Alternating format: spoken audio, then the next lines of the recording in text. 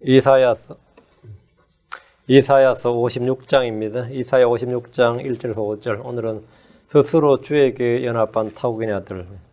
스스로 주에게 연합한 타국인의 아들. 예. 이사야 56장 3절. 사실은 천연왕국 하늘의 왕국에 관한 이야기인데요.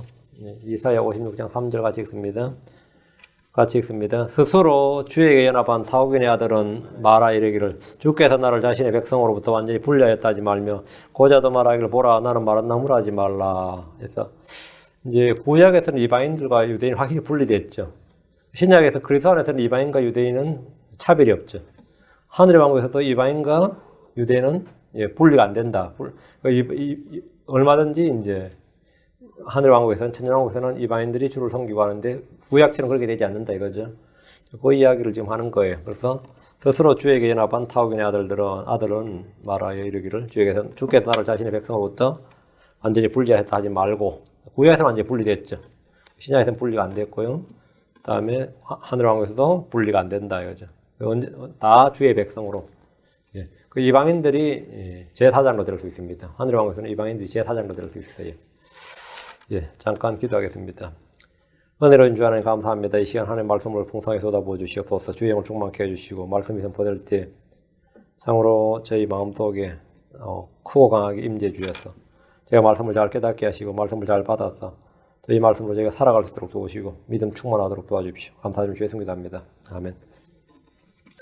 오늘 전할 말씀은 이사야 56장입니다. 주의 말씀을 믿지 않는 신학자들이 흔히 이사야서 본문을 두 부류로 여러 명의 저자가 있다고 생각을 해서 제1 이사야서, 제2 이사야서, 그 이사야 1장부터 39장까지를 제1 이사야, 40장부터 66까지를 제2 이사야서 이렇게 나눈 부류가 있고 1장부터 39장까지를 제1 이사야서, 40장부터 55장을 제2 이사야, 55장 오늘 55장부터 66장까지, 56장부터 66장까지, 56장부터 66장까지를 이제 제3 이사야서.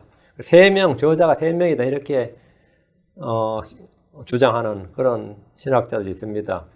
1장부터 39장까지는 구약적 요소가 강하고요. 40장부터 55장은 문체나 내용이 완전히 바뀌어가지고 신약적 요소가 강합니다.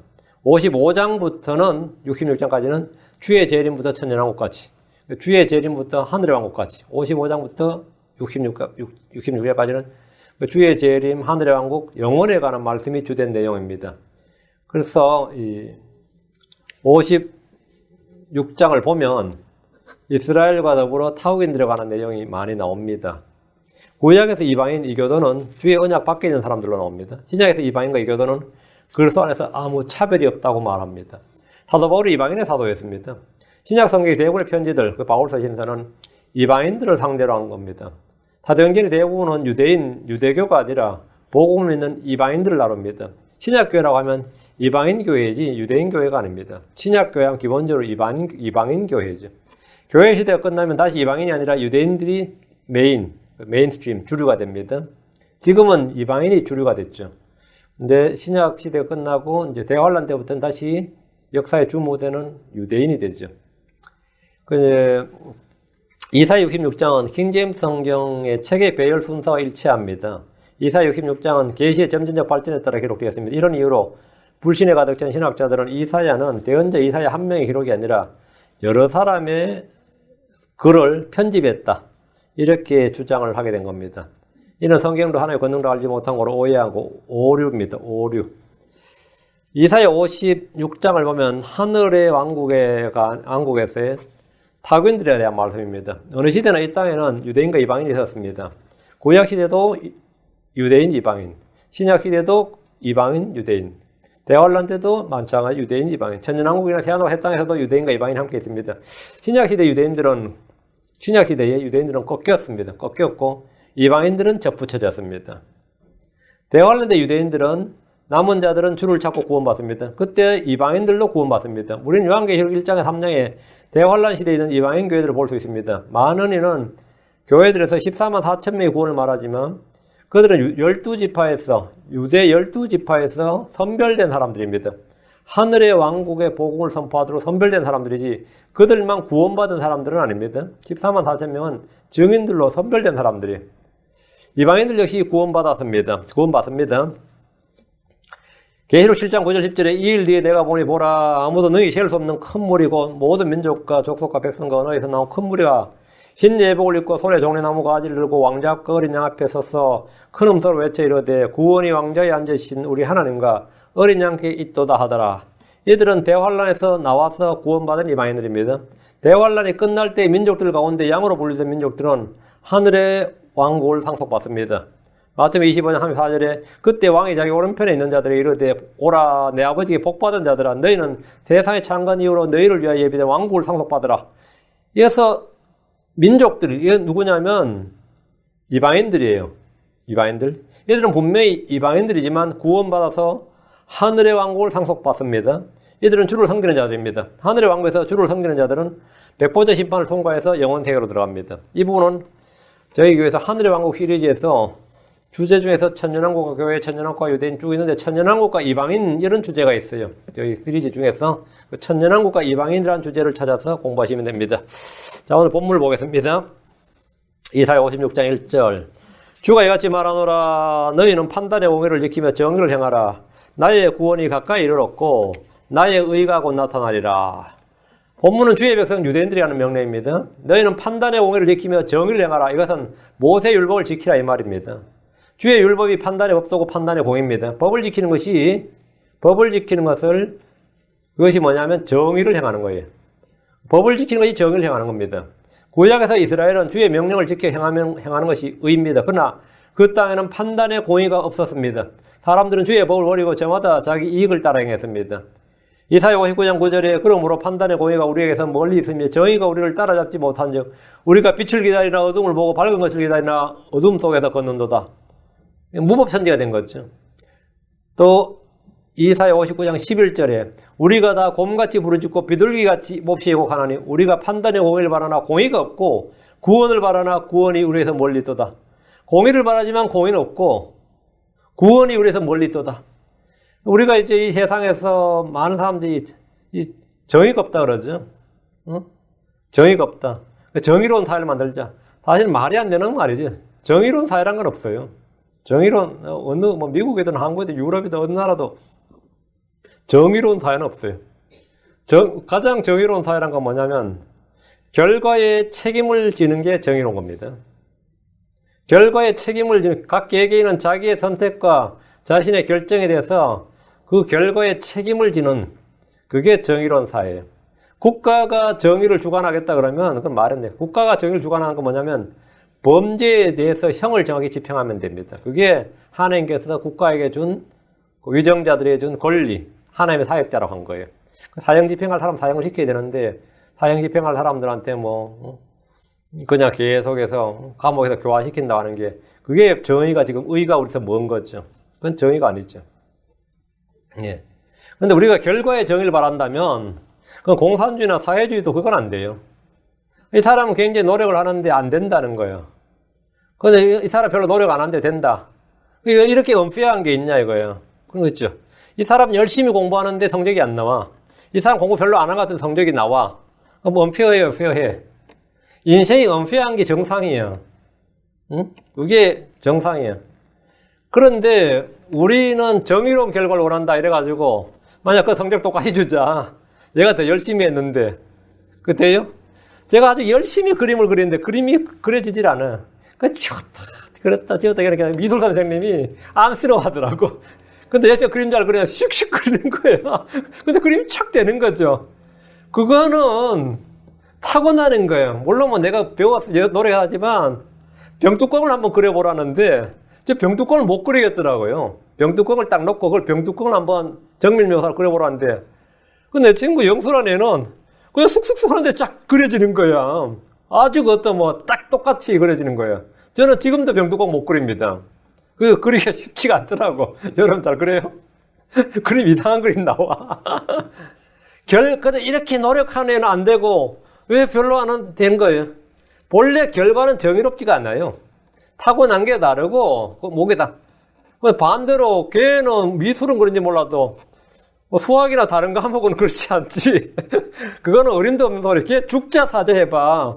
내가 잠시 읽은 건 못하지. 그건 전혀 다른 영역이라고. 응? 다른 영역이라고. 당연히 결과는 정의롭지 않지. 근데 애들 중에도 그래. 우리 애들도 뭐 가끔 와다 뭐 은폐하다 그런 소리 하는데 말 같은 소리 제가 그래. 딱 말 같은 소리, 말 같지 않은 소리야. 당연히 은폐해야지. 사람이 다 똑같은 결과가 나온다면 그게 무슨 세상 사이가 됐냐고. 당연히 은폐해야지. 당연히 달라야 정상이지. 응? 그렇죠? 그 다름을, 우리는 차이를 인정해야 됩니다. 그래가지고 막, 은폐하다. 누구는 저 사람 더 좋아한다. 당연히 누굴 더 좋아하지, 그러면은. 그게 똑같이 좋아해야 되겠어요? 응? 그게 정상이지. 그게 노멀이에요. 그게 노멀이에요. 근데 제가 이제, 그러면 애들 절망할까봐, 우리가 굿 레포트를 학교에서만 받는 게 아니다.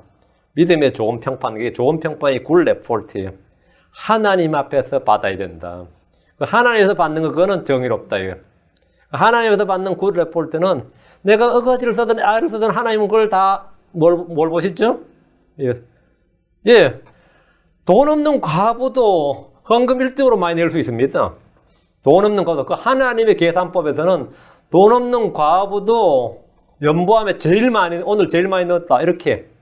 그 하나님 앞에서 등급은 다르다. 굿 레포트. 하나님 앞에서 내가 인생을 어떻게 살았느냐에 대해서 굿 레포트를 거기에 생각을 해야지. 이 세상에서 더 좋은 평가와 더 좋은 뭘 받겠다고 발버둥을 치면 그건 절망스러운 거죠. 그걸 인정하고 그 사람이 우선 난 나고 나는 이 환경에서 여기 맞춰서 사는 거예요. 이게. 근데 이 이스라엘 사람들도 보니까 율법은 자기들이 가지고 있는데 자기들이 봐도 공의가 없어. 예루살렘만에, 예루살렘 하면 그래서 보수 중에 보수 아니에요. 그죠?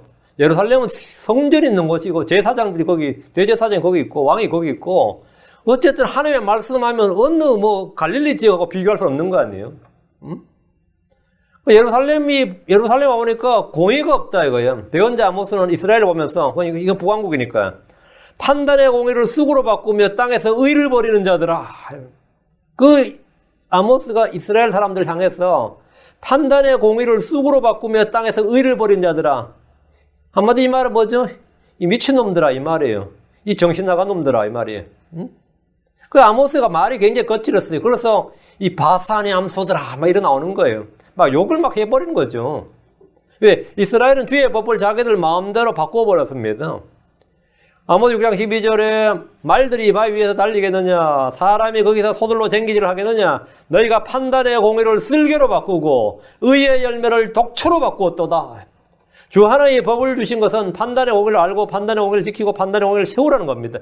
그러나 이스라엘 땅에는 법이 없었어요. 하나님 법을 주셨는데 그들 가운데는 법이 없었대요. 그들은 다 법을 버리고 법을 무시하고 살았기 때문입니다. 이스라엘은 주의 법으로 이 지배되는 사회가 운영되는 사회가 아니었다 이거죠. 폭력이 지배하고 힘이 지배하고 돈이 지배하는 사회였어요. 그거는 오늘날 어느 유럽이나 한국에서 다 똑같습니다. 이스라엘도 그렇더라 이거죠. 예루살렘도 사람 사는 동네는 다 똑같더라 이거예요. 사람 사는 동네는 다 똑같다 이거예요. 그 힘이 지배하고 돈이 지배하고 폭력이 지배하는 것은 사람 사는 지구촌은 어디나 똑같습니다. 주님은 대언자들을 보내서 반복해서 말씀하셨습니다. 주가 이같이 말하노라. 너희는 판단의 공의를 지키며 정의를 행하라. 너희는 그렇게 행하라고. 그게 의다고요. 아모스 5장 15절에 악을 미워하고 선을 사랑하며 성문에서 판단의 공의를 굳게 세우라. 아모스 5장 24절에 오직 판단의 공의를 물같이 의를 힘찬 시내같이 흐르게 할지어다. 이것이 하나님의 명령입니다. 특히 왕이나 통치자들은 판단의 공의를 알아야 됩니다. 그러나 판단의 공의는 조금도 앞으로 나아가지 않았습니다. 불법이 판을 쳤습니다. 그래서 주님은 판단의 공의를 행할 한 사람을 일으키겠다고 하셨습니다. 판단의 공의를 행할 사람이 이 땅에 없는 거예요. 전부 선거 나설 때는 자기가 정의사회 구현하겠다 그러죠. 결과는 정의로울 것입니다. 결과 정의로면 안 됩니다. 정의는 과정이 정의로워야 됩니다. 과정이 정의로워야 되지 결과는 정의로우면 안 돼요. 결과는 각자가 책임을 져야 돼. 각자가 책임을 져야 돼요. 귀회는 공평하다. 그런 건 없습니다. 귀회는 다양해야 됩니다. 귀회는 공평해야 되는 게 아니라 귀회는 다양해야 돼요. 그래서 각 사람이 자기가 선택할 것을 막 선택하는 거지. 사람마다 다 다른데 똑같이 공무원 시험 다 보게 하고 똑같이 대학 시험 다 보게 하고 그래 안 되는 거죠. 어떤 사람 스포츠로 나가고 어떤 사람 미술로 나가고 어떤 사람 음악 나가고 어떤 사람 바로 일터로 나가고 기회는 다양해야 돼요. 그게 좋은 사회예요. 그게 좋은 사회예요.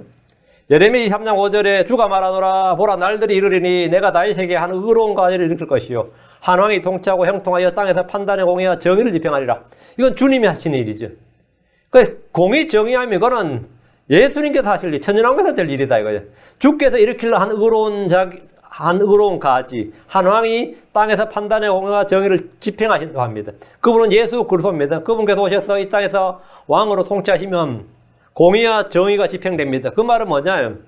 하나님께서 의의 왕국을 세우신다요. 천년왕국은 평화의 왕국이기도 하지만 화평의 왕국, 평화의 왕국이기도 하지만 의의 왕국이에요. 이 말은 상당히 어떤 면은 어렵습니다. 왜? 은혜의 왕국이어야지 의의 왕국이란 말은 사람들은 상당히 고달픈 겁니다. 의의 왕국이란 말은 특히 범죄자들에게는 치명타예요. 범죄자들에게는 긍휼과 은혜가 필요하지 의가 필요한 게 아닙니다. 그런데 주님께서 천년왕국에서 의의 왕국, 의를 집행하시겠다는 거예요. 의를 집행하시고 그 의의 왕국이죠. 부정과 불법과 죄는 용납하지 않는다 이거예요. 아, 이거 엄청난 말이죠. 예레미야 3장 15절에 그날과 그때에 내가 다윗을 위하여 의의 가지가 자라게 하리니 그가 그 땅에서 판단의 공의와 의를 집행하리라. 천년왕국은 의의 왕국이다. 판단의 공의와 의를 집행한다는 것은 주의 율법을 왜 선포만 하는 게 아니라 집행하겠다는 거예요. 집행을 하겠다. 천년왕국에서는 시온에서 나오는 율법이 온 세상을 지배합니다. 온 세상 그 법을 따라야 됩니다. 이때 많은 백성들, 그 민족들이 이방인들이죠. 그 어떤 반응을 보일 것 같아요? 지키겠다는 거예요. 이사야 2장 3절에 많은 백성들이 감히 이르기를 너희는 오라 우리가 주의 산에 오르고 야곱의 하나님 입에 이르자 그분께서 자신의 길들을 우리에게 가르치실 터인즉 우리가 그분의 행로들로 걸으리라 하리니 이런 법이 시온에서 나아가며 주의 말씀이 예루살렘으로부터 나아갈 것이기 때문이라. 우리가 그분의 행로들로 걸으리라 했는데 걸을 수 있을 것 같아요? 없을 것 같아요? 못 걷습니다. 마귀도 없고 그렇죠? 세상에 마귀도 없고 마귀의 영들도 없어요. 그리고 환경도 먹을 것 충분하고 천년왕국이라는 그런 곳입니다. 환경이 에덴 동산이 완벽한데 우리가 그분의 행로들로 걸으리라. 이건 사람이 자기를 모르는 겁니다. 사람이 아예 자기를 모르는 거예요. 사람은 하나님의 긍휼과 은혜가 필요하지 정의가 필요한 게 아닙니다. 왜? 그래서 천년왕국 말에 반역이 일어나는 거예요. 왜? 살아보니까 안 되는 거예요. 하나님이 다스리는 이 세상이 그리고 이 하나님 아들들이 다스리는 이 세상에서 살아보니까 천년을 살아본 결과요? 미치겠는 거지. 미치겠는 거예요. 하늘의 왕국에서 백성들은 주의 법, 주의 행로들로 걷겠다고 단언을 하는데 살아보면 그것이 안 됩니다. 에덴에서 사람은 그 작은 법 하나를 못 지켰어요. 광야에서 이스라엘은 안식을 지키라는 말을 그 하나를 못 지켰습니다. 나머지 법은 가나안 땅에 들어가든 지키고 그 언약을 맺자 그럴 때 이스라엘 백성들이 하나님 우리가 무슨 재주로 무슨 능력으로 그 법을 지키니까 주의 긍휼이 필요합니다 이랬는데 지키리다 해가지고 피 뿌리고 언약에 날인을 해버린 거예요. 그 돼? 안 돼? 안 됐죠. 우리 크리스천들이 그나마 천만다행인 것은 그러는 게 아니라는 거죠. 무조건적 언약이라는 거죠. 믿으라 하기 때문에 천만다행인 거지. 하나님께서 뭐 하겠느냐? 예, 하겠습니다. 한번 해보세요. 여러분도 지금 예수 믿고 나서 하나님 앞에서 몇 번 결심했느냐 한번 생각해 봐요. 몇 번 결심했고 몇 번 그것이 깨 부쉈는지 한번 생각해 보라고. 광야의 백성 저리 가랄 겁니다. 우리가 광야의 백성 저리 가라라고요. 그러면 우리가 지금 마귀가 있고 죄가 있고 세상이 악하기 때문에 그렇지 우리 내가 에덴에 살면 죄를 짓겠나 싶었죠. 그럼 천년왕국에서 한번 해보라 이거예요. 천년왕국에서. 그 천년왕국의 끝은 뭘로 끝나죠? 배교로 끝납니다. 어느 시대나 모든 세대는 배교로 끝납니다. 에덴에서 무죄의 시대 배교로 끝났어요. 양심의 시대 노아의 홍수로 배교로 끝났습니다. 그렇죠? 배교 심판으로 끝났어요. 그 다음 어느 시대예요? 율법 시대? 예, 이스라엘 배교로 끝났습니다. 교회 시대 배교로 끝납니다. 대환란 당연히 배교로 끝납니다. 천년왕국 당연히 배교로 끝납니다. 모든 세대는 다 배교로 끝나면 인간은 인간의 힘으로 안 되는 겁니다. 그런데 하늘의 왕국에서 백성들은 주의 법, 주의 행로들로 걷겠다고 그럽니다. 모세 율법은 천년왕국의 율법의 그림자예요. 하늘의 왕국에서 법은 모세 법보다 훨씬 더 강화됩니다. 흔히 산상수훈을 왕국의 헌법이라고 합니다. 그런데 주님께서 이 의를 집행하면 어떻게 되죠? 사람 살아남겠어요? 모세의 법이 행위를 규제하는 것이라면 왕국의 헌법은 율법에 더 중대한 것은 중대한 마음을 다루고 있습니다. 다시 1절. 나의 구원이 가까이 이르렀고 나의 의가 곧 나타나리라. 나의 구원이 가까이 이르렀다. 이 말은 초림 때 구원자 예수님이 오셨을 때 침례 요한이 회개하라 하늘의 왕국이 가까이 왔느니라 선포할 때 그들 가운데 구원자 그리스도 주께서 계셨습니다. 구원이 가까이 이르렀다는 것은 구원자가 그들 가까이 있다 이 말입니다. 왕국의 복음은 대환란때 다시 한번 선포됩니다. 구원자 예수 그리스도가 오시기 때문입니다. 나의 의가 곧 나타나리라 이 말은 하나님의 의신 예수 그리스도가 곧 나타나신다. 주의 재림을 선포하는 거죠. 다니엘의 예언적 연대기에 맞춰서 충만한 때가 찼을 때 예수님은 그들 가운데 나타났습니다. 그러나 그들은 영광의 주를 알아보지 못했습니다. 예수님을 자신들의 왕으로 주요 그리스도로 영접하지 않았습니다. 그들 가까이 이르렀던 구원 왕국은 주 예수님의 죽으심과 부활과 성천으로 말미암아 그들 가운데 임하지 않았습니다. 반대로 그들은 로마의 공격으로 유대 땅에서 온 세상으로 흩어지고 말았습니다. 이 말씀은 이제 재림을 향해 성취를 기다리고 있습니다. 이 땅에서 교회가 하늘로 들림을 받고 대환란을 거친 다음에 저 하늘에서 주의 구원, 주의 의가 곧 나타날 겁니다. 2절. 이것을 행하는 사람은 복이 있으며 그것을 굳게 붙잡는 사람의 아들은 복이 있나니 곧 안식일을 지켜 그날을 더럽히지 아니하며 자기 손을 지켜 악을 행하지 아니하는 자가 복이 있도다. 공의를 지키고 정의를 행하라고 하신 주님께서 안식일을 지키는 자의 복에 대해서 말씀합니다. 10계명 중에서 네 번째 계명이 안식일을 기억하여 거룩히 지키라 하죠. 안식일은 단순한 휴일이 아닙니다. 안식일은 주께서 행하라고 주께서 거룩한 안식일 이렇게 주께서 이렇게 명령하셨습니다. 거룩한 안식일, 하나님의 안식일, 내 안식일 이렇게 말씀하시는 게 안식일입니다. 거룩한 안식일, 하나님의 안식일, 내 안식일. 안식교도들이 이 명령에 따라 안식일 준수가 신앙생활의 핵심이라고 주장을 합니다. 로마 캐톨릭은 안식일이 지금의 주일로 바뀌었다고 주장하고 많은 개신교회들도 그런 식으로 생각합니다. 그러나 둘 다 옳습니다. 자, 출애굽기 31장 16절 17절. 출애굽기 31장 16절 17절.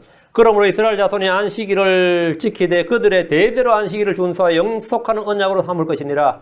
여기 언더라인. 그러므로 이스라엘이 안식일을 지키되 누가 지키라고요? 이스라엘이. 그러므로 이스라엘 자손이 안식일을 지키되 근데 이스라엘 자손이라는 말 빼먹고 자꾸 그러므로 크리스천이 안식일을 지키되 이게 안식교도들이지. 이게 여호와의 증인들이고 오늘 몰몬교도 안식일을 지키나요? 율법주의자들은 전부 다 메시아닉도 마찬가지, 메시아닉 유대교 마찬가지예요. 그거로 이스라엘 자손이 안식일을 지키되 하는데 그들 대대로 안식일을 준수하여 영속하는 언약을 삼을 것이라. 하나님께서 누구에게 지키라고 명령하시는 겁니까? 이집트나 바빌론이나 아시리아나 가나안 족속이 아닙니다. 아브라함의 자손단이에요. 이스라엘 자손입니다. 아브라함 자손은 많아요. 이스마엘도 아브라함 자손이고 에서도 아브라함 자손이에요. 아브라함 자손이 아니라 이스라엘 자손, 야곱의 자손 말이에요. 야곱의 자손 12지파. 이스라엘 자손이 지키라고. 그럼 에서는 안 지키는 겁니다. 이스마엘도 당연히 안 지키는 거예요. 이스라엘 자손이 안식일을 지키되라고 합니다. 교회는 이스라엘이 아닙니다. 한국인은 이스라엘 자손이 아닙니다. 크리스천은 이스라엘 자손이 아닙니다. 이 명령이 주어졌을 때 신약교회는 존재하지도 않았습니다. 안식일은 이스라엘 자손이 그들 대대로 준수해야 될 영속한 언약입니다. 17절. 자, 안식일은 나와 이스라엘 자손 사이에, 나와 이스라엘 자손들 사이에 있을 영원한 표적이니 여기 언더라인. 안식일은 나와 이스라엘 자손들 사이에 있을 영속한 표적이다. 영원한 표적이다. 나와 이스라엘 자손, 나와 세상 아닙니다. 나와 이스라엘 자손이에요. 나와 아브라함 자손 아니에요. 나와 이삭 자손 아닙니다. 나와 이스라엘 자손입니다. 이는 주가 여세 동안에 하늘과 땅을 만들고 일곱째 날에 안식하여 상쾌하게 되었기 때문이라. 근데 안식교도들을 가끔 만나서 이야기할 때 이 이야기 딱 끝이 집어내면 굉장히 화들짝 놀라요. 그들을 이렇게 읽어본 적이 없는 거예요. 그들 맨날 이 구절 읽어도 이 단어에는 주목을 해본 적이 없었던 거예요. 나와 이스라엘 자손 사이에 하면 뭐 이렇게 해석하는 사람이 있나 이런 생각이에요. 근데 이건 해석이 아니고 본문입니다. 그래. 이건 내가 지금 해석하는 게 아니라 본문이다고. 주목해야 됩니다. 안식일은 누구와 누구 사이에 있는 표적입니까? 하나님과 이스라엘 자손들 사이에 있을 영원한 표적입니다. 성경 반복해서 이 사실을 말하지만 크리스천들 중에는 교회와 이스라엘, 유대인과 크리스천을 구분하지 못한 채 이 명령이 현재 우리가 지켜야 할 명령이 아닌가 하고 고심을 합니다. 어떤 분들은 주일이 안식이라고 거짓말합니다. 안식일이 주일로 대체되었다고 헛소리를 하기도 합니다. 진리의 말씀을 올바로 나누지 못한 애들이 범하는 오릅니다. 미국의 유명한 봉사 중에 한 명이 이제 D.L. 무디입니다. 200만 명을 구령했다고 알려져 있어요. 그 교회사 2000년 역사에 사람 머릿수로는 D.L. 무디만큼 많이 이 전도한 사람은 없다고 해요. 저도 뭐 그 말은 거의 대충 동의합니다. 근데 이 무디 목사가 굉장히 고민한 게, 우리가 10계명 중에서 9개는 지키면서 왜 안식일 준수는 쏙 빼먹느냐? 왜 1개는 쏙 빼먹는 이해가 되지 않는들이 고심을 했습니다. 무디 목사 이래 고심을 할 때 아무도 무디 목사한테 답을 못 주는 거예요. 그때 나한테 왔어야 되는데. 우리 교회 질문과 답변을 보든지. 그냥 무디 목사 이 고민을 막 하는데, 아무도, 이 무디 목사의 이 책에도 있어요. 무디 목사 책에도 이 내용이 나와요. 이 무디 목사 너무 고심이 되는 거예요. 왜 교회가 9개는 지키면서 1개는 안 지킬까? 알렉산더 캠벨이라는 목사님이 이곳 캘리포니아에서 안식일 준수를 내세워서 큰 교회를 운영했습니다. 그게 캠벨파라 그럽니다. 캠벨파. 그 캠벨파는 이제 토요일 날 예배를 보죠. 그런데 그 교회가 망했을 것 같아요? 잘 됐을 것 같아요? 성도가 6만 명이 넘었습니다. 미국에서 6만 명이 넘는다는 말은요, 한국을 치면 몇십만 명짜리 교회입니다. 이건 이제 차 끌고 가잖아요. 그 엄청난 대형교를 했어요. 엄청나게. 그러니까 그 사람들도 뭐 거기에 동의를 하는 거죠. 나도 늘 궁금했는데 안식을 지키지 않은 사람이 있으니까 가는 거죠. 여기 주 5일 근무니까 충분히 또 가능도 하고. 그 알렉산더 캠벨 목사가 굉장히 그 영향을 많이 미쳐가지고 거기 캠벨파 교회가 여기저기 많이 세워졌습니다.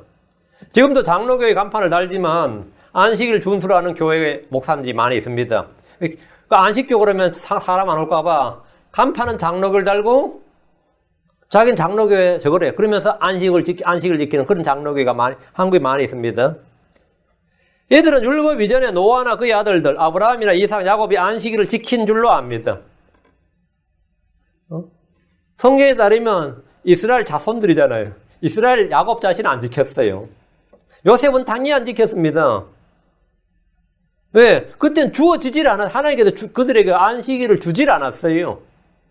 그러니까 노아는 안식일 당연히 안 지켰습니다. 셈, 셋 아무도 안 지켰습니다.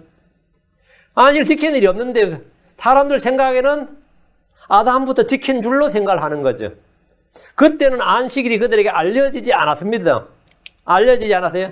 느헤미야 9장 14절에 또 주의 거룩한 안식일을 그들에게 알려주시며 주의 종 모세의 손으로 훈계와 법규와 법들을 그에게 명령하시고, 주님은 주의 거룩한 안식일을 그들에게 알려주었다고. 그들에게. 누구에게? 출애굽한 이스라엘에게 광야에서 모세를 통해서 알려주셨다고요. 그럼 그전엔 아무도, 모세도 미디안 광야에 40년 동안 안 지켰어요. 뭐 이집트에서 40년 당연히 안 지켰고, 당연히 안 지켰습니다. 그들에게 알려주셨다. 그때까지는 뭐라고? 언노운이었다고요. 언노운이었어요. 그러니까 모세가 안식일에 대한 명령을 받은 이전 어떤 사람도 그 아브라함, 이삭, 야곱 누구도 안 지켰습니다. 요셉도 당연히 안 지켰고. 주님은 광야에서 모세를 통해서 그들의 안식일을 알려주셨습니다. 그리고 그것을 지키도록 명령하셨습니다. 안식일을 주어서 지키야 목적이 뭐냐 이거예요.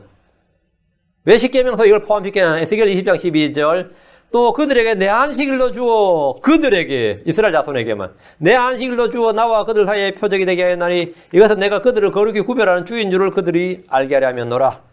내가 그들을 거룩히 구별하는 주인 줄을 이스라엘 자손들을 민족들 가운데서 구별한다고. 그 안식일을 지키면 안식일을 지키는 지구상에 이스라엘 민족 하나밖에 없죠. 그러니까 내가 하나님께서 이스라엘 민족을 다른 민족 이방인들과 구별하는 주인 줄을. 그래서 다른 민족으로 지켜버리면 뭐가 되는 거죠? 구별이 돼야 안 돼요? 안 되지. 그럼 다른 민족 지키면 돼야 안 돼요? 안 지켜야 돼요. 그 다른 민족은 안식일을 안 지켜야 된다고. 그래야 이스라엘이 구별이 된다고. 하나님께서 이스라엘에게 다른 민족과 그렇게 구별하는 주인 줄을 그들이 알게 하려 하면노라. 그러니까 주님께서 그들에게 내 안식일도 주었다고 그랬어요. 율법과 더불어 언약과 표적으로 안식일을 주셨습니다. 나와 그들 사이에 그랬습니다. 안식일을 주신 것은 하나님께서 이스라엘을 그렇게 구별하려 하는 주인 줄을 그들이 알게 하기 위해서입니다. 모두에게 주면 구별이 안 되는 거죠. 내가 어떤 것을 내가 표시를 주나, 사인을 준단 말이에요. 그 말은 뭐죠? 그 사람 왜 사인을 주죠? 너 팔찌 이거 해. 너 목걸이 이거 해. 그 왜? 구별하기 위해서라고. 다 똑같이 줘버리면 뭐가 되는 거죠? 구별 안 되는 거죠. 응? 하나님께서 이스라엘에게 안식을 주신 것은 이스라엘을 구별하기 위해서단 말이에요. 만약 이전 시대의 사람들이나 이방인들이나 다른 민족들도 안식일을 지킨다면 이스라엘은 그렇게 구별되지 않습니다. 이스라엘은 내가 너희를 거룩히 구별하는 주인 줄 알게 하려면 그게 무슨 소리냐고. 남들도 다 지키는데 무슨 구별이 갔냐고 그러죠. 그 말은 다른 민족들에게는 안식일이 주어지지 않았고 다른 민족들은 안식일을 지키면 불법이에요. 안식일을 지키는 게 불법이라고. 크리스천들은 안식일을 지키는 게 불법이에요. 안식일은 유대인들을 다른 민족들과 거룩히 구별하는 주의심을 알도록 주신 것입니다. 그런데 우리가 그들의 것을 지켜버리면 우리가 훔쳐서 지키는 거예요. 둘이 하지도 않는 걸 남의 거를 그건 위장이고 가짜이고 거짓입니다. 그러니까 크리스천들은 지금 우리 하나님의 교회, 신약교회는 안식일을 지키는 게 불법이에요. 다시 2절입니다. 이것을 행하는 사람은 복이 있으며 그것을 굳게 붙잡는 사람의 아들은 복이 있나니 곧 안식일을 지켜 그날을 더럽히지 아니하며 자기 손을 지켜 악을 행하지 않는 자가 복이 있도다. 그러니까 안식일을 일하지 말라 이 말이죠. 안식일을 지키는 사람 복이 있습니다. 안식일에 아무 일도 하지 않고 거룩한 지표를 보이고 주를 기억하며 경배할 때 주께서 그들을 복 주십니다. 예레미야 17장 21절 22절에 주가 이같이 말하노라 너희는 스스로 주의하여 안식일에 짐을 나르거나 예루살렘의 문들로 그것을 들여오지 말고 안식일에 너희 집에서 짐을 꺼내 옮기지도 말며 아무 일도 하지 말고 내가 너희 조상들의 명령한 대로 안식일을 거룩하게 할지어다. 집안 정리도 하지 말라는 거예요. 안식일에는. 집안 정리도 하지 말고 집 옷장 정리도 하지 말고 책상 정리도 하지 말라는 거예요. 일하지 말고 안식하라고. 하나님은 안식일을 지킬 때 유다 왕조는 끊어지지 않고 예루살렘은 멸망하지 않을 것이라고 약속하셨습니다. 예레미야 17장 24절 25절 주가 말하노라 만일 너희가 부지런히 내 말에 귀를 기울이며 안식일에 이 도시의 문들을 통해 짐을 들여오지 아니하고 안식일을 거룩하게 하여 그날에 아무 일도 하지 아니하면 다윗의 왕제 안절 왕들과 통치자들이 병과 말을 타고 이 도시의 문들로 들어오되 그들과 그들의 통치자들과 유다 사람들과 예루살렘 거주민들이 그리할 것이요 이 도시는 영원히 있으리로다. 그 유다의 안전이 안식일 준수했다 그러면 사람들이 그게 말이 된다고 생각하겠어요? 안 된다고 생각하겠어요? 다 안 된다고 생각하죠. 다 안 된다고 생각하지. 근데 하나님께서 그렇게 해서 이 민족을 다른 민족들과 거룩히 구별한단 말이에요. 그 거룩하게 구별한 주인 줄 알게 하는 거예요. 그래서 이제 우리 이제 고등학교 때도 이 크리스천들이 이 안식일 개념을 주일을 안식일 개념한 사람들은 주일에 이 공부 안 하고 이 성적이 잘 나와야 된다 이런 개념이 있었어요. 제 친구들도. 그래야 복을 받은 거고 하나님께 저기를 받은 거다 이렇게. 근데 이 성경을 이제 우리는 그때 뭐 제대로 못 배웠으니까 주일이 안식일로 생각한 거예요. 주일이 안식일로 생각한 거죠. 그 안식은 거룩히 지킨다 해서 교회만 있어야 되고 이렇게 뭐 돌합 교제하고 뭐 그랬었어요. 실제 그거는 예장 합동이었는데도 그랬어. 그 예장 합동이었는데 하나님 안식일을 지킬 때 유다 왕조는 끊어지지 않고 예루살렘 멸망하지 않을 거라고 약속하셨어요. 자, 그런데 안식일 준수를 했느냐 안 했느냐? 안 했죠. 그 안식일 준수에 따라 민족과 도시 운명이 결정된다는 거예요. 안식일을 지키지 않으면 예루살렘은 불타 없어집니다. 예레미야 17장 27절 그러나 만일 너희가 내 말에 귀를 기울이지 아니하여 안식일을 거룩하게 하지 아니하며 안식일에 짐을 나르고 예루살렘 문들로 들여오면 내가 그것의 문들에 불을 놓으리니 그 불이 예루살렘의 궁궐들을 삼키고 꺼지지 아니하리라 하라 하시니라. 그 예레미야가 지금 하나님의 말씀을 백성들에게 선포하면서 너희들 안식일 준수하라는 거예요. 그래야 바빌론한테 안 망한다는 거예요. 율법 아래서 유대인들에게 안식일 준수는 복과 저주, 생명과 사망, 흥함과 망함을 결정짓는 중요한 요소였습니다. 우리는 지금 율법 아래 있지 않고 은혜 아래 있습니다. 우리는 율법에서 구출받았습니다. 그럼 구약의 이런 율법이 신약 성도들에게 주는 것은 뭡니까? 교훈과 훈계, 본보기로 기록된 겁니다. 우리는 자원에서 모이게 힘써야 됩니다. 우리는 함께 모여 기도하고 경배하고 주의 말씀을 배우고 공부해야 됩니다. 교회는 주의 첫날에 함께 모입니다. 우리는 주의 첫날을 주께 모이는 날로 정한 것은 주 예수님께서 이날 아침 부활하셨기 때문입니다. 주님은 제자들이 모인 곳에 주의 첫날 자신을 보이셨습니다. 주님께서 안식일에 제자들에게 자신을 보이신 게 아니라 주의 첫날 자신을 보이셨다. 주님은 자신을 보일 때마다 그건 주의 첫날이었습니다. 특이하죠. 주의 첫날 모이라는 거예요. 주의 첫날에. 주의 첫날에 제자들이 빵을 때리고 함께 모였고 바울은 그들의 주의 말씀을 선포했습니다. 주의 첫날에 성도들은 연보를 드렸습니다. 안식일은 옛 창조의 마침을 기념하고 쉬는 날입니다. 주의 첫날은 옛 창조를 종결하고 창조의 첫 열매, 죽은 자들로부터 첫 열매이신 예수님께서 새로운 창조를 시작하시는 날입니다. 우리는 당연히 새로운 창조물로서 주의 첫날 모여야 됩니다. 주의 첫날은 8째 날이에요. 주의 첫날 8째 날이에요. 7째 날이 아니라 8째 날이에요. 8째 날은 성경에서 8은 언제나 새로운 시작입니다. 다시 2절입니다. 자기 손을 지켜 악을 행하지 않은 자가 복이 있도다.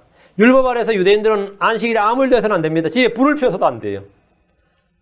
뭐 성문 밖으로 짐을 들어오는 거 뭐 이런 건 말도 안 되는 소리고 집 밖으로도 나오지 말아야 된다. 집 밖으로도 나오지 말아야 됩니다. 그럼 예수님은 안식일에 뭘 하셨습니까? 회당에서 가르치셨습니다. 마을들을 돌아다니셨습니다. 제자들은 곡식 이삭을 따서 먹었습니다. 병자들을 고치셨습니다. 그럼 이거 안식일 지킨 거예요, 안 지킨 거예요? 예수님은 안식일 안 지켰습니다. 예수님 안식을 안 지켜야 돼. 그래서 바리새인들은 예수님의 안식일을 범하는 것으로 인해 크게 분노했습니다. 율법을 지키지 않는 자가 무슨 하나님 아들이냐, 무슨 랍비냐, 무슨 하나님의 사람이냐, 무슨 대언자냐, 이런 식으로 이제 시비를 건 거죠. 주님은 안식일에 부지런히 일을 하셨습니다. 근데 어떻게 된 겁니까? 주님께서 율법을 성취하러 오셨다면서요. 율법을 폐하러 온 것이 아니고 율법을 성취하러 오셨다잖아요. 주님은 율법을 범했다면 그건 죄죠. 그럼 율법을 범한 적이 없다잖아요. 죄를 지은 적이 없는데. 주님은 분명히 율법 아래 나셨습니다. 주님께서 말씀하셨어요. 10일 거니까 마태복음 12장 5절 또는 안식일에 성전 안에 제사장들이 안식을 범하여도 죄가 없음을 너희가 율법에 듣지 못하였느냐. 제사장들이 안식일에 일을 한단 말이에요. 맞죠? 제사장들은 안식일에 일을 합니다. 당연히 일을 해야죠. 그럼 죄가 있어요? 없어요? 없다. 이거. 죄가 없음을 율법에서 읽지 못하였느냐. 성전 안에 제사장들은 안식일에 부지런히 일을 합니다. 주님은 멜기세덱 계열의 제사장입니다. 제사장이십니다. 우리는 모두 왕가의 제사장이고 영적 희생물 드리는 하나님의 제사장, 거룩한 제사장들입니다. 그럼 우리는 일을 해야 돼요, 안 해야 돼요? 해야 됩니다. 예수님께서 사람의 아들은 곧 안식일에 주니라 하시니라. 예수님은 안식일을 지켜야 되는 종이 아니다 이 말입니다. 안식일의 주이시다 이거예요. 예수님이 안식일에 일을 하는 이유는 간단합니다.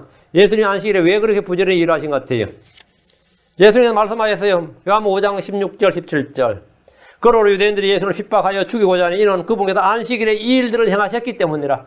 안식일에 예수님이 자꾸 일을 한단 말이에요. 안식일을 범한 자는 죽이라 그러니까 예수를 죽이고자 했어요.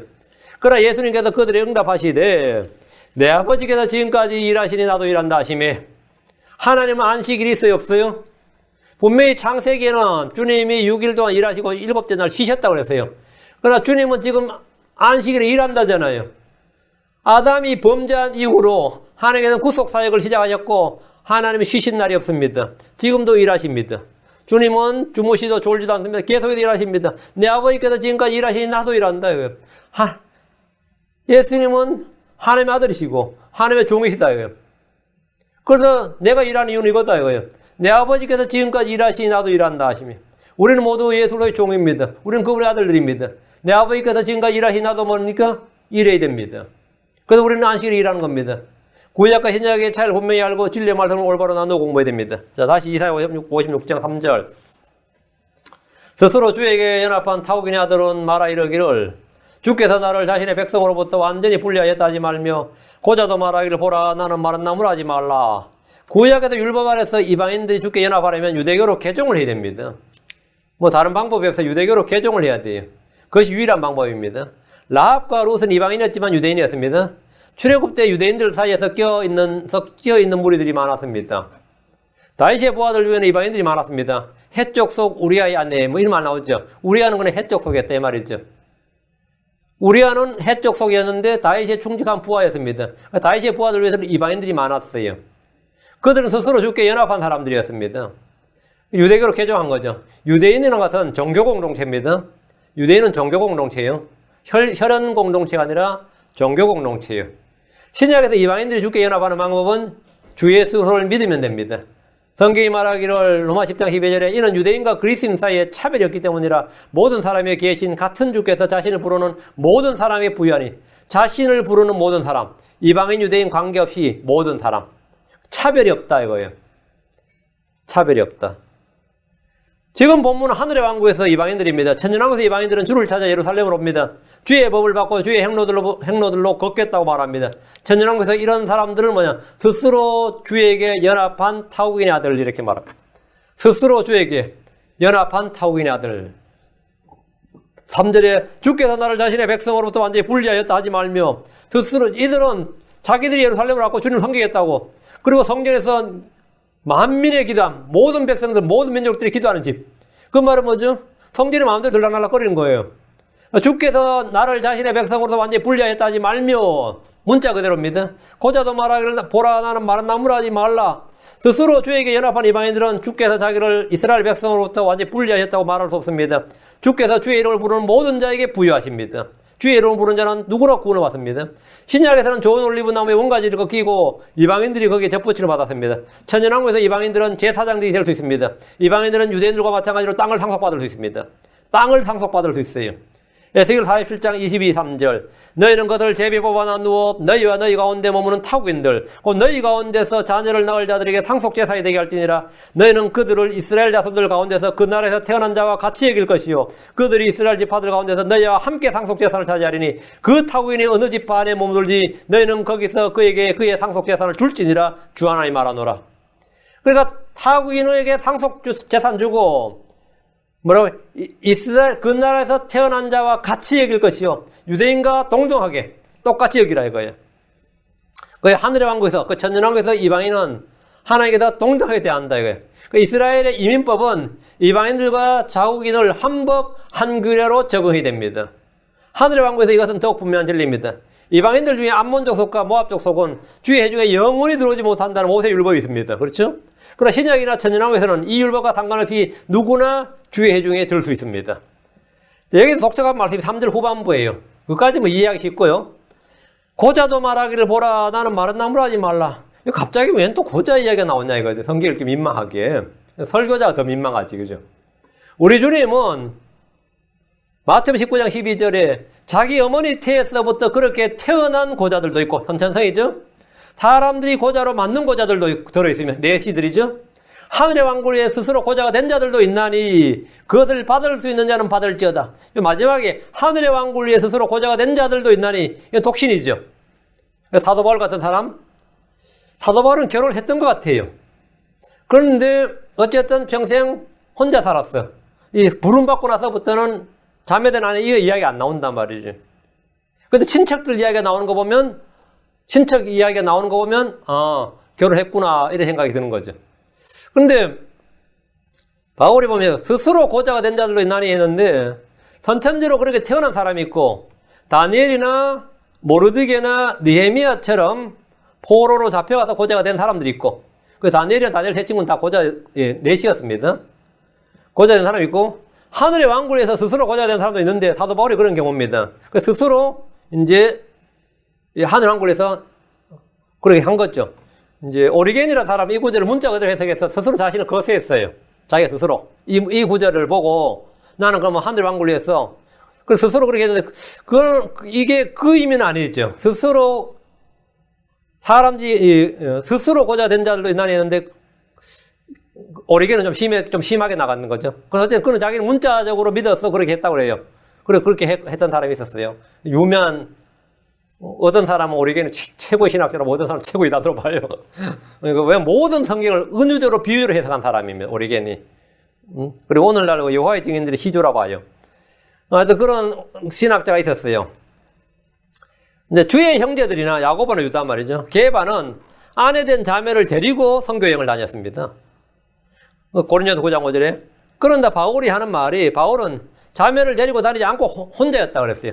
고린도서 7장 8절에 그러므로 내가 결혼하지 아니한 자들과 과부들에게 말하노니 그들이 나처럼 지내는 것이 그들의 좋으니라. 그 나처럼 지내는 것이 좋다면 자기는 혼자였다 이 말이죠. 결혼하지 아니한 자들 과부들에게 나처럼 지내는 것이 그들의 좋으니라. 그 대환란 때 14만 4천 명의 증인들 역시 하늘의 왕국에서 동정으로 지냅니다. 이것이 하늘의 왕국에서 스스로 고자된 자들이에요. 율법에 따르면 선천적으로 사고나 기타 사연으로 선천적으로 또는 사고나 기타 사연으로 고자가 된 사람들은 주의 회중에 들어오지 못합니다. 신명기 3장 1, 2절에 고환이 상한 자나 은밀한 지체가 잘린 자는 주의 회중에 들어오지 못하리라. 사생하는 주의 회중에 들어오지 못하리니 그는 심지어 10대 이르기까지 주의 회중에 들어오지 못하리라. 뭐 이런 말씀이 있어요. 이 말씀 읽고 사람들이 야 이게 뭐 하나님께서 이렇게 엄폐하시냐. 이 사람들이 뭔 죄가 있는데 주의 회중에 들어오지 못한다 그러냐 말이죠. 근데 이들은 더 이상 자신의 신체 약점으로 해서 차별을 받지 않습니다. 이전 세대와 지금 세대, 다가오는 세대의 경륜이 다릅니다. 주님은 동일하시지만 경륜은 달라요. 나는 마른 나무라 하지 말라 이 말씀은 불임의 여자들에게 자식을 주신 것처럼 이들에게 생식 능력을 회복해 주시겠다는 약속입니다. 그 여자들만, 불임의 여자들만 사라나, 뭐 리브가나, 한나나, 엘리사벳이나 여자들만 주님께서 부림을 고쳐주신 게 아니라 남자들에게도 나는 더 이상 반남을 하지 말라 이 말은 뭐냐면 주님께서 회복시켜 주신다 이 말이에요. 그러니까 아브라함이 이삭을 낳을 때 그의 몸은 죽은 상태였습니다.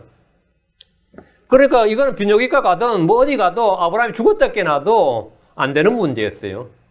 사라의 태도 죽은 상태였습니다. 그런데 그때 주님은 그에게 이삭을 낳게 해주셨습니다. 어떻게 낳게 해주셨어요? 둘 다 살아난 거예요. 아브라함도 사라의 태도 다 살아난 거죠.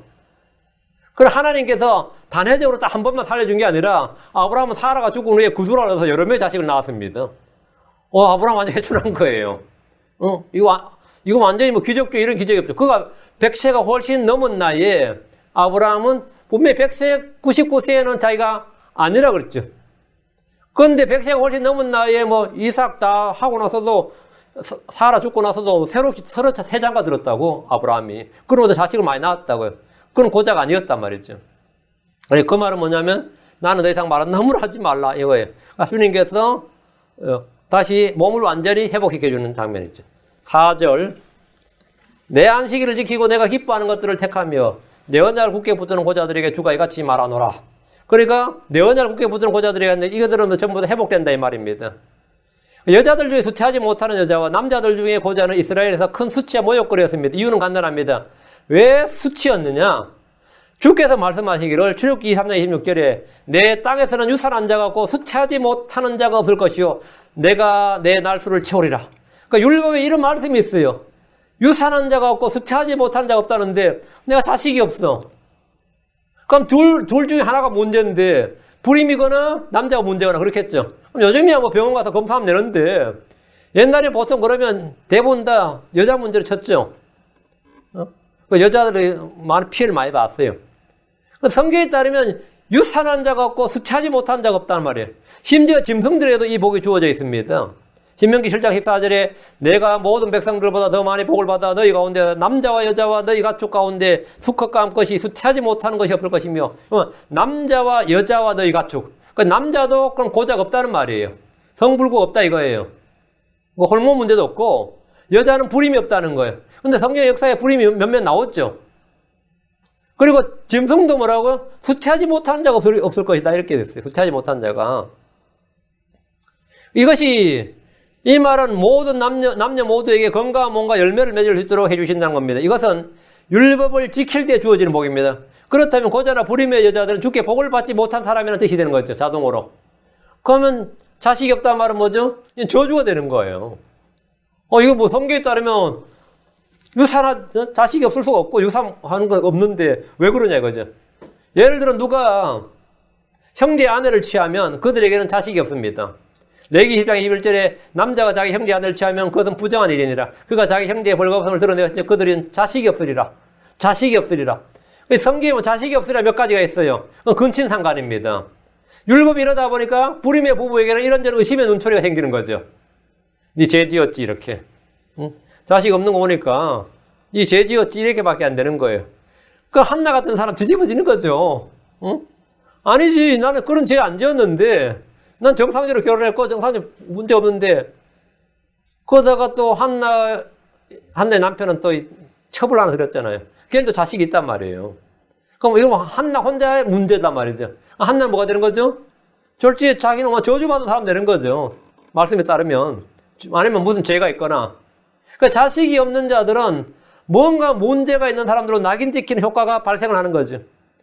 그러나 주님은 내 안식일을 지키고 내가 기뻐하는 것을 택하며 언약을 굳게 붙드는 고자들에게 복된 약속을 주셨습니다. 자, 여기서 제가 이제 일반적으로 잘 다루지 않는 안식일에 대해 잠깐 말씀드리겠습니다. 매주 돌아오는 안식일 외에 성경이 안식일로 정한 특별한 안식일이 있습니다. 요한복음 7장 37절, 19장 31절에 큰 날이란 말이 있어요. 큰 날. 요한복음 7장 31절에는 Great Day, 19장 31절에는 High Day, 큰 날. 요한복음 7장 31절에 마지막 날 곧 명절의 그 큰 날에 예수님께서 서서 외쳐 이르시되 누구든지 목마르거든 내게로 와서 마시라. 여러분 마지막 날 명절의 그 큰 날에 그 큰 날 여기 언더라인 그 큰 날 명절의 큰 날임을 주목하시고 자 요한복음 19장 31절 그런데 그날은 예비 이름으로 유대인들이 안식일에 이 몸들을 십자에 남겨두려 하지 아니하여 빌라도에게 그들의 다리를 꺾고 그 몸들을 치워달라고 간청하니 이는 그 안식일이 큰 날이기 때문이라. 그 안식일이 큰 날이었다. 매주 돌아오는 안식일이 아니다 이 말이죠. 예, 매주 돌아오는 안식일이 아니에요. 그러니까 그 안식일이 큰 날이다 이렇게 됐어요. 이 날은 매주 지키는 안식일이 아닙니다. 여기서 말한 큰 날이라고 보는 안식일은 명절의 안식일입니다. 레위기 3장 24절 이스라엘 자손에게 말해 이르라 너희는 일곱째 달 곧 그 달 첫째 날을 안식일로 삼을지니 이 날은 나팔들을 불어 기념할 것이요 거룩한 집회날이라. 일곱째 달 첫째 날 7월 1일은 안식일이다 이 말이에요. 음력 7월 1일이 안식일이에요. 이건 요일과 상관없어요. 레위기 3장에는 이스라엘에게 지키도록 주신 7명절이 나오는데 그 명절의 첫째 날 또는 마지막 날을 안식일로 삼는 겁니다. 속죄일은 안식일에 7월 9일 저녁부터 그 다음날 저녁까지 절대로 일을 해서는 안 됩니다. 레위기 3장 32절에 그날은 너희에게 안식하는 안식일이니 너희는 너희 혼을 괴롭게 하고 그날 9일 저녁 꼭 그 저녁부터 그 다음날 저녁까지 너희 안식일을 지킬지니라 기념할지니라. 7월 9일은 안식일이에요. 7월 15일도 장막의 첫날로 안식일입니다. 예. 그래서 레위기 3장 35절에 첫째 날에는 거룩한 집회가 있을지니 너희는 그 날에 아무 노동도 하지 말지니라. 첫째 날이 안식일이 되는 거죠. 장막절 첫째 날과 여덟째 날이 모두 안식일로 지정이 되어 있습니다. 여덟째 날도 마지막 날이지. 레위기 3장 29절에 또 너희가 땅의 열매를 거두기를 마치는 일곱째 달 15일부터 1회 동안 주께 명절을 지키되 첫째 날에도 안식하고 7월 15일에 안식하고 여덟째 날, 일곱째 날이 아니라 여덟째 날에도 안식할 것이요. 그럼 7월 23일에 안식이 되는 거죠. 이 안식일을 큰 날이라고 부릅니다. 큰 날. 그레이트 데이 또는 하이 데이라 불러요. 제가 이 말씀드리면 안식일이 매주 돌아오는 안식일만 있는 게 아니라 명절 안식일, 큰 안식일이 큰 날이 있단 말이죠. 그런데 안식교도는 안식일을 지키는 게 안식교도죠. 그럼 이 안식교도를 지킬 것 같아요? 안 지킬 것 같아요? 안식교도는 이 안식일을 안 지킵니다. 왜? 절기를 안 지키니까. 안식교도들이 안식일을 지켜야 되는데 반드시 지키라는 안식일을 안 지켜버리는 거예요. 그러니까 안식일을 막 주장하는 거예요. 안식일 준수를 그렇게 강조하고 외치지만 이 안식일들을 전혀 지키지 않는 거예요. 이게 말이 돼, 안 돼? 그러니까 하나님께서 이 어리석은 자들을 눈을 감겨버리는 거예요. 그들도 성경 읽을 거 아니에요. 성경 읽을 건데 자기들도 안식일에 나올 텐데 여기에 대해서는 전혀 몰라. 안식일 안 지켜요. 율법 준수를 외치면서 음식 규례나 절기 준수를 그렇게 말하는데 아무도 이 안식일을 지킨 이들이 없습니다. 이 안식일을 주목하지도 않고 지킨 이들이 없어요. 한마디로 안식일 교리로 그들 자신의 교회를 세우고 사람들을 속이는 것뿐입니다. 이 안식일은 매주 지켜야 하는 안식일보다 훨씬 더 엄격하고 중요한 안식일입니다. 우리는 성경 신자들로서 거짓말쟁이들의 거짓 교리에 속지 않습니다. 우리는 그런 거짓 교리에 전혀 속지 않습니다. 5절입니다. 이사고 16장 5절. 곧 그들에게 내가 내 집에서 또 내 성벽 안에서 아들 딸들의 것보다 더 좋은 처소와 이름을 주리라. 내가 그들에게 끊어지지 아니할 영존한 이름을 주리라. 주님 안식일을 지키고 주의 언약을 굳게 붙잡는 고자들에게 하나님의 집에 있는 자들 예루살렘에 있는 아들 딸들의 것보다 더 좋은 처소와 이름을 주겠다고 하셨습니다. 유업의 상속과 더 좋은 보상을 얻는 것은 그가 태어날 때 어떤 상태에 있는가가 아니라 그가 주를 위해서 무엇을 했는가에 달려 있습니다. 우리가 받는 상속 보상 역시 그러합니다. 우리가 저 하늘에서 받을 영광은 모두 다릅니다. 주님은 각 사람 행위에 따라 보상을 주십니다. 그리스도를 섬기는 자는 보상을 받는다예요. 보상을 받는다. 하나님께 보상을 받는다. 우리가 받을 영광과 보상은 다 다릅니다. 왜? 우리가 이 땅에서 산 것이 다 다르기 때문입니다. 우리가 섬긴 것, 우리가 행한 것이 다 다르기 때문에 주의 이름이나 주의 복음으로 인해 박해를 받는다면 하늘에서 보상이 큽니다. 내가 이방인이든 고자든 불임이든 그런 것이 보상에 영향을 미치지 않는다 이 말입니다. 그런 것이 영광에 영향을 미치지 않습니다. 건강한 몸으로 죄를 짓는 사람들이 있고 질병을 안고도 주를 섬기는 사람이 있습니다. 부자도 방탕한 사람이고 가난하지만 경건한 사람이 있어요. 반대도 물론 있고요. 많은 돈을 가지고 쾌락을 삼는 경우가 있고 가난하지만 의를 행하는 사람이 있습니다. 우리는 인생의 레포트를 우리는 대학 갈 때는 고등학교 레포트가 필요하고 고등학교 갈 때는 중학교 레포트가 필요하죠. 그렇죠? 회사 갈 때는 또 대학교 때 성적이 어떤지 졸업증명서 레포트가 필요하고 뭐가 필요할지 몰라도 하나님 앞에서는 그런 레포트는 필요하지 않습니다. 우리는 하나님 앞에서 믿음의 좋은 평판, 굿 리포트를 받아야 됩니다. 하나님 앞에서 좋은 리포트를 받지 못한다면 그 의미 없는 거예요.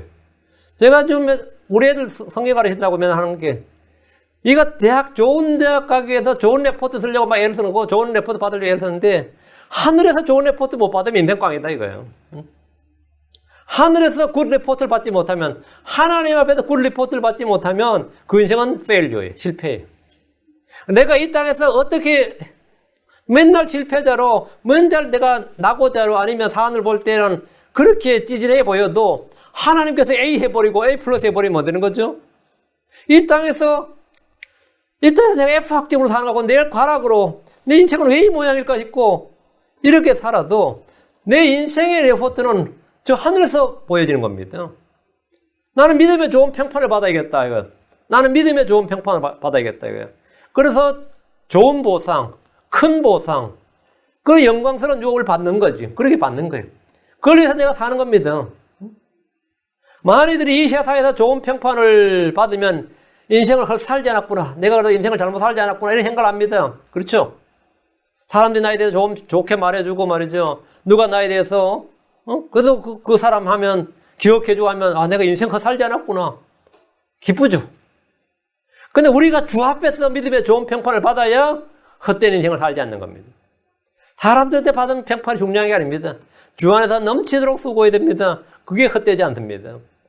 갈렙은 땅을 분배할 때 좋은 처소를 받았습니다. 여호수아 역시 유업에 좋은 상속을 받았어요. 주의 언약을 굳게 붙드는 고자들은 자녀들을 많이 낳고 다복하게 사는 어떤 사람들보다 더 좋은 처소와 이름을 받는다는 겁니다. 내가 그들에게 끊어지지 않냐 영존한 이름을 주리라. 주께서 이렇게 말씀하셨습니다. 난 인생에서 남들보다 많은 것을 부족하게 태어날 수 있습니다. 어떤 사람은 보니까 우리 사는 거 보면 화내요. 나는 그렇게 어거지로 공부해서 대학 나왔는데 어떤 사람은 전문대도 안 나오고 고졸대에서 나보다 100배 더 잘합니다. 네, 아버지가 부자인데 출발선이 틀려요. 아버지가 그냥 나는 대출 받아가지고 아파트 살려고 20년 30년 쏟아부을 때 그 사람들은 벌써 아버지가 아파트를 사주고 시작해요. 응? 난 하등바등할 때 그거 불공평한 거 아닙니다. 거기 아무것도 아니에요, 그거. 응? 우리는 대학 한번 다니려다 론 받아 다녀야 되는데 누구는 뭡니까? 그냥 다니잖아요. 응? 누구는 그렇게 공부해다니는데 누구는 기부금 입학해. 여기 미국은 기부금 입학, 기여 입학제가 합법입니다. 조지 부시 같은 사람도 예일대 나오잖아. 저 꼴통이 그러잖아. 저 꼴통이 무슨 예일대 나오냐고. 그 아들 부시 말이에요. 그냥 아버지가 부자다 보니까 그냥 그것도 기부 딱 해버리고 아들 부시 하는 말이 내가 여기 온 것은 나의 집사들을 뽑으러 왔다 그러잖아요. 예일대에서 똑똑하잖아. 여기서 내 재산을 관리하고 내 밑에 일할 집사들을 내가 사기로 왔다. 그 부자들 다 그렇게 예일대나 하버드 돼 가는 겁니다. 그래서 공부해서 가는 거 아닙니다. 거기 가서 공부할 것 같아요? 자기 집사들 뽑으러 온 겁니다. 자기 집사들. 응? 그 부시 집사들 많이 뽑아서 자기 주지사도 해먹고 텍사스 주지사 했잖아요. 그리고 대통령 2번 해먹고 그것도 사귀었던 친구들 다 밑에 집사 쓰고 비서 쓰고 한 거예요. 응? 내 변호사 쓰고. 왜? 돈 많았으니까. 그럼 남들 볼 때 어떻게 해야 돼? 저 꼴통이 한국 사람 같으면 뒤집어졌을 거야. 불공평하다고. 한국 사람 같았으면 아마 뒤집어졌을 거예요. 여긴 그거 다 인정해 버리잖아요. 왜? 그게 인생이다. 그러나 그것은 내가 어떻게 할 수가 없는 거 아니에요. 내가 어떻게 할 수 없는 부분이에요. 하나님 앞에서 내가 유업의 좋은 처소를 받는 거, 유업의 영광의 상속을 받는 것은 다른 문제죠. 내가 어떤 상태이든지 말이죠. 나는 주를 섬길 수 있단 말이에요. 주님을 믿을 수 있단 말이에요. 주님께 영광을 돌릴 수 있단 말이에요. 주님이 이스라엘을 끊어지지 않게 하겠다고 하셨는데 내가 그들의 끊어지지 않을 영향을 주었는데 끊어지지 않겠다는 게 이스라엘과 다윗의 왕자죠.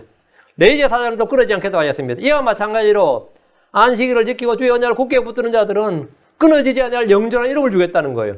그거 어떤 상태인지 몰라도 지금 이 세상에서 어떤 사람 상태인지 몰라도 주께서는 자신의 말씀을 지킨 자들에게 신실하게 선하십니다. 그것은 구약이나 신약이나 대환란이나 천연왕국이나 똑같다 이거예요. 하늘의 왕국에서도 마찬가지다 이거예요. 계속을 지키면 영원으로 더하는 거예요. 구약에서 이런 사람이 뭐냐면 레갑의 아들 요나답입니다. 레갑의 아들 요나답 주님께서 끊어지지 않게 하겠다 그랬어요. 왜? 그 약속의 말씀을 붙드니까 주님은 이와 같이 그런 이름을 그들에게 주시겠다. 끊어지지 않을 영존한 이름을 주겠다는 겁니다. 그것이야말로 진정한 뭐죠? 아너를 명예이고 그것이 글로리입니다. 이들은 천년왕국에서 영원세계로 들어가며 그 이름은 계속 지속됩니다. 자, 그러면 우리가 지금 주에게 연합한 자로들, 우리가 주에게 연합한 타국인 아들들, 이 시대에는 그렇죠. 이방인들로서 우리는 주님과 연합했고 주와 이제 뭐 한 지체 한 몸입니다. 우리는 그분과 한 몸이에요. 나는 포도나무에 너희는 가지니라요. 우리는 예수 그리스도 그분은 지체고 살과 뼈에 속한 지체들이니라. 그럼 우리가 어떻게 살아야 되느냐 이거예요. 어떻게 살았냐?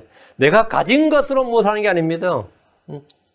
내가 갖고 있지 못한 주님께서 내가 갖고 있지 않는 것은 받지 않는다고 그랬어요. 그러니까 내가 지금 할 수 있는 일로 주님을 섬기면 되는 겁니다. 그래서 내가 섬기면 돼요. 그래서 늘 성령 충만하고 내 마음속에 성령 충만하고 기쁨이 충만하고 은혜가 충만하고 평안이 충만하면 오히려 그 없는 사람들이 부러워해요. 어떻게 너는 그렇게 살면서 그렇게 기쁨이 충만하게 살 수 있느냐? 근데 그렇게 살 수 있다면 내가 내 모든 걸 포기할 수 있다 그래요. 한 번도 평강을 누리지 못하는 사람들은 그런 평강을 내가 누릴 수 있다면 나는 진짜 팔 하나도 잘라줄 수 있다 그러는 그렇게 인생의 갈증과 고뇌를 느끼는 사람들 많습니다. 여러분의 그런 넘치는 평강과 넘치는 그 기쁨과 이런 게 있습니까? 뭐 예수 믿지만 나도 똑같아요 이러면 예수님 믿지만 사실 뭐 저도 뭐 별 차이 없습니다. 이런 것이 뭐냐 그냥 주님을 욕되게 하는 거죠. 나는 그것을 증언할 그런 의무가 있습니다. 나는 그리스도의 증인입니다. 나는 그리스도의 증인이에요. 나에게는 그것이 뭐 나가 그 일을 내가 하면 그것이 내가 사역자가 되는 거예요. 내가 사역자예요. 하나님 내가 말씀의 사역자고 십자가의 전달자고 부활의 증인이고 그리스도의 증인이다 이거예요. 우리 말씀 침략의 모든 성도들은 그렇게 주와 연합한 자로서 그렇게 살아야 됩니다. 그렇게. 그렇죠? 기도합시다. 위대하고 거룩한 주 하나님 감사합니다. 하나님께서 오늘 온전히 말씀을 전할 수 있도록 해주셔서 감사하고 또 저희가 함께 말씀을 공부할 수 있도록 해주셔서 감사합니다. 아버지 더욱더 풍성한 말씀을 저희에게 공급하여 주시고 저희가 많이 자라나도록 해주시고 열매 맺게 해주시고 주님을 영화롭게 해주시고 저희가 참 인생의 레포트를 하나님 앞에서 정말 전부 다 회개복을 하는 그날에 다 받을 터인데 전능하신 주 하나님 저희가 좋은 평판을 받도록 해주시옵소서.